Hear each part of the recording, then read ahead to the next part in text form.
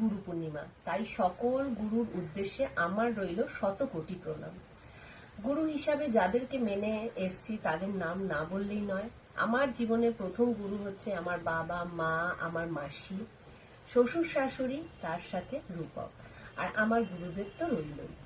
তা যাই হোক, সকাল থেকে অনেকটাই ব্যস্ত ছিলাম। আমি তো ব্যস্ত ছিলাম, তার সাথে রূপকও অনেকটা ব্যস্ত ছিল। রূপক বাইরের কাজে ব্যস্ত ছিল, ব্যাংকে গিয়েছিল, আরো টুকিটাকি বাইরের অনেক কাজ ছিল, সেগুলোও সেরেছে। সেই কারণে সকাল থেকে আমাকে কোনোভাবে হেল্প করতে পারিনি। একা হাতে প্রচুর কাজ সেরেছি। তারপর পুজো দিতেও অনেক সময় লাগলো, তাই রান্না করার সেইভাবে সুযোগ পাইনি। তাই আলু সিদ্ধ আর ভাত।